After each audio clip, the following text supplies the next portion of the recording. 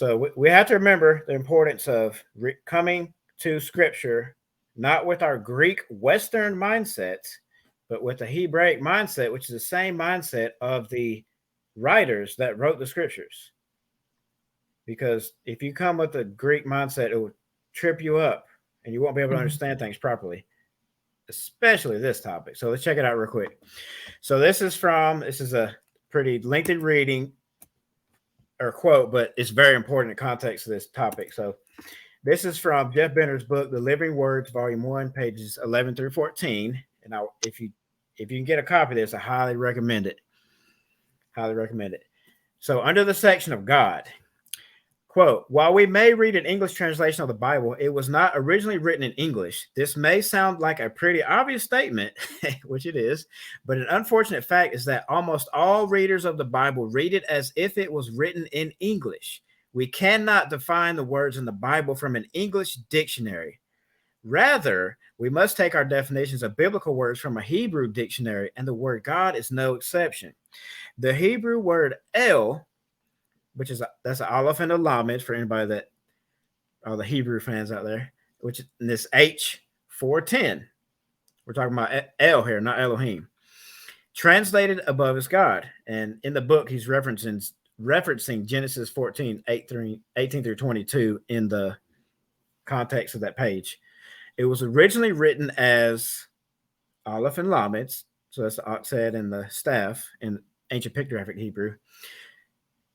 In the ancient Hebrew pictographic script, the first letter from right to left, because that's how you read Hebrew, is an ox head representing strength, and the second is a picture of a shepherd's staff representing authority. In ancient times, the king would wear the horns of an ox as a sign of his strength and carry a staff as a sign of his authority.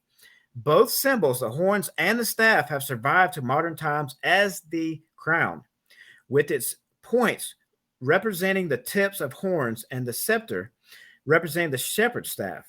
When the meaning of these two pictographic letters are combined, the original definition of the word El is found, one of strength and authority, the mighty one. That's why you'll see it translated as that, or you'll see that in the Strong's definition as mighty one. The Hebrews did not perceive God as some great omnipotent entity, but as the mighty one, the older ox in the yoke, who teaches them, the younger ox in the yoke. So let's keep this in mind and let's keep rolling. Keep this, what Jeff Benner shares right here. It means strength and authority. So let's keep rocking, because the words Elohim or God are very important in this conversation, because John 1:1, John 1:14, and all these other verses that people will bring up. So we need to get a solid understanding of what these words mean. So the word Elohim is H430.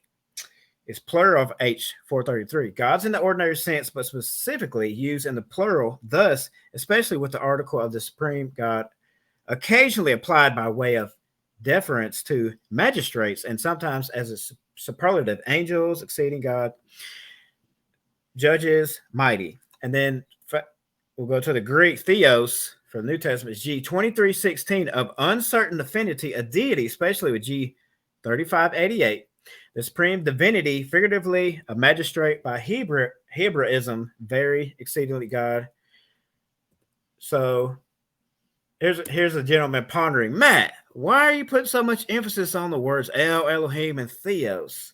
There's an important reason, because these words, Theos, El, and Elohim, trip people up with their understanding of divinity when this topic comes up. So as we saw a couple slides ago, El means to possess strength and authority, aka a mighty one. So let's look at a verse that's very interesting.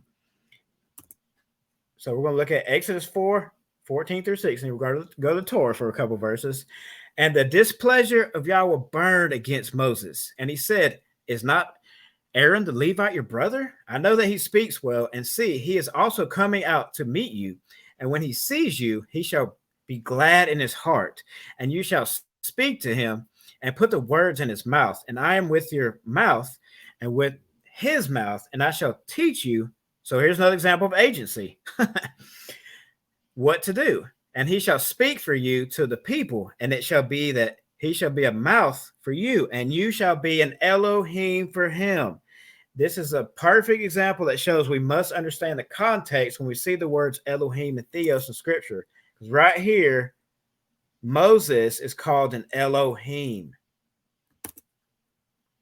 So let's keep rocking. Let's go to John 20:28. It's a very popular verse with the Trinitarian doctrine. So what it says real quick, and Thomas answered and said to him, my master and my Elohim. So Yeshua Messiah is one that possesses strength and authority. That's part of the definition of El and Elohim. This verse is not proof that he is the Almighty or equal to the Father. Remember, Moses in Exodus 4 was called an Elohim. So is Moses equal to the Father? What do you think about that, brother? Elohim is also used for false gods. That's true. And we have to stay consistent. Every time you see Elohim, are you adding that person who's called Elohim to the Godhead? So we have thousands of false Elohim out there, but they're still Elohim, aren't they? Like you said, it means mighty one. And yes, a man like Yeshua and Moses can be mighty ones, and they are mighty ones. They are Elohim. You have to think like a Hebrew. Hence why we have to differentiate Yahweh from all the other mighty ones as what? Most high, almighty, above all things, above all creation. So you could be the mighty one of your business, right? You're the Elohim of, say you own Amazon or something. You'd be a mighty one in our nation, right? So how does Moses fit into the picture? Because he's referred to an Elohim here.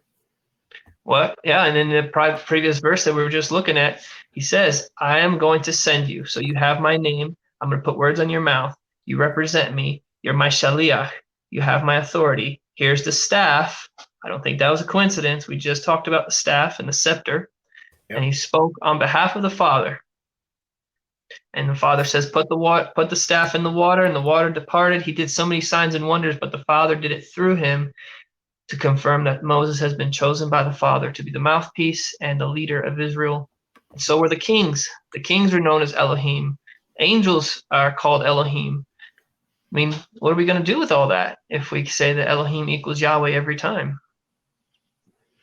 The judges of Israel, Yeshua says, aren't ye called the gods? Aren't ye gods, Israel? And I believe that's the judges of Israel. So the judges of Israel are now part of Yahweh. They're called Elohim. I mean, I don't know how to reconcile the Moses being called Elohim myself with the.